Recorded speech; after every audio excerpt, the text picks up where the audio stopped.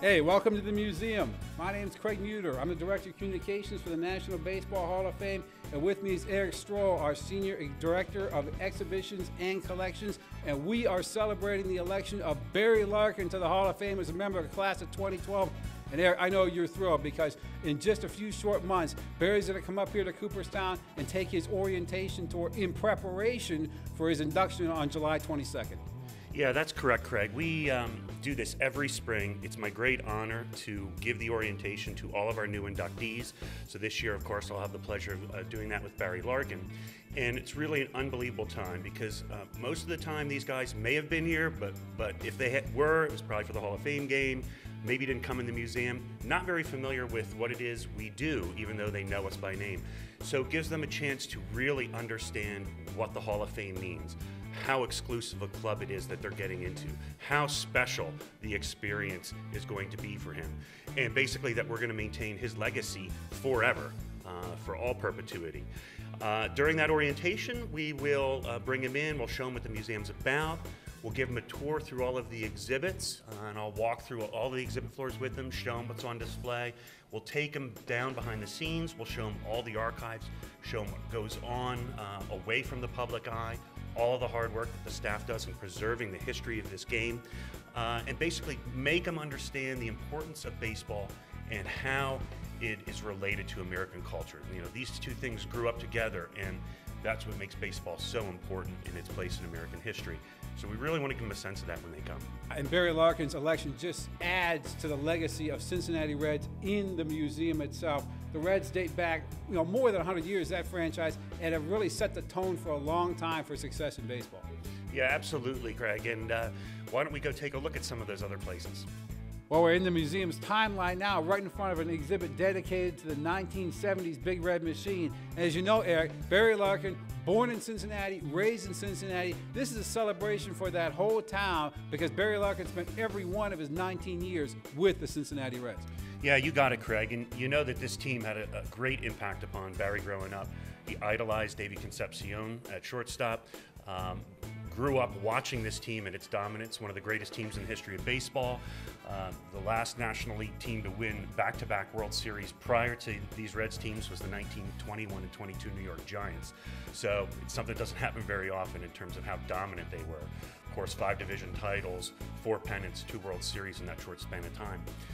Here we can see what we have on display for a good portion of that team. We have artifacts from George Foster, one of the great sluggers, Joe Morgan, back MVP, Johnny Bench, of course, one of the greatest catchers of all time, Pete Rose. So we have all sorts of things here that people can enjoy, and I know Barry's going to enjoy them too. Another thing I think he'll enjoy is we do have a bat from David Concepcion, not in this exhibit, but in our Viva Baseball exhibit, dedicated to the history of Latino baseball, and it's the bat he used in the 1982 All-Star game to hit a 2-run home run and win the MVP award. So I think Barry's going to enjoy it, and we're going to enjoy taking him around. Yeah, you get the feeling when he comes for his orientation tour, that's when he's really going to sink in that, hey, this is history. That he's now among the best of the best. That's got to be a lot of fun for you as a curator to look at his reaction, look at guys' reactions like that, and when they realize that, hey, this is history. Yeah, it's almost it is a moment of realization. When these guys are players, they are living in the moment. You're playing for that day, that game, that season, the championship, but you're really focused on now. You're not focused on what came before necessarily, or what your place in history is. And when you come here, I think you really get to have that full understanding that not only did I play for the Reds, meaning Barry Larkin, from 1986 to 2004, but it has an impact beyond that. He's connected to the Big Red Machine, and he's connected to the history of baseball in Cincinnati now, all the way back to the first All-Pro team in the 1869 Cincinnati Red Stockings. So, you see them, you tell them, and I think there's this moment of realization, their eyes open a little wider. They see all the history that's preserved here, all of the millions of documents and thousands of artifacts, and realize what a special place it is, and really that they have achieved now the ultimate goal in their career or in their life in terms of what their profession was. Hey, well, let's take a walk down to the famous plaque gallery and see where Barry's bronze plaque is going to hang forever. Well, Erik, here we are in the plaque gallery, and in 6 months, Barry Larkin's bronze plaque will be on these walls forever. And And that's what it's really all about when you talk about the class of 2012. Yes, Craig, absolutely. That's really the culmination of any player's career, is to have a plaque hung on the wall here in the Hall of Fame Plaque Gallery in Cooperstown. You can see some of the plaques here behind us, and it really is a great moment. That Sunday they'll do their speech, and the plaque will be unveiled to the public for the first time up on stage. The first time anybody sees it, and the public sees it, is when the player sees it himself. We will then finish the activities for Sunday, and as soon as we're done with what we need to do with the plaque, we bring it over here and in front of a mob of people, and believe me, it's a little bit more than we've got in here in a winter day in January. You bring it in, you put it on the wall, we actually drill it in and install it right there.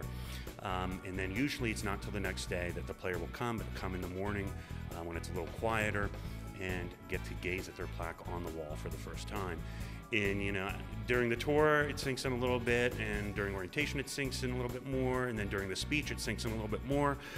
I think when you actually see your plaque on the wall, just a few bays over from Babe Ruth and Ty Cobb and Walter Johnson and Honus Wagner and Johnny Bench and Tony Perez, it really is the final moment of realization, I think, for these guys. Like, wow, I've made it. Here I am. And it really is special, and you see all sorts of range of emotion from these guys. It's really a great privilege for me to be able to be there with them and see them go through that experience. Make your plans now. July 22nd here in Cooperstown, Barry Larkin will be enshrined in the Hall of Fame. Don't miss it. Visit us online at baseballhall.org.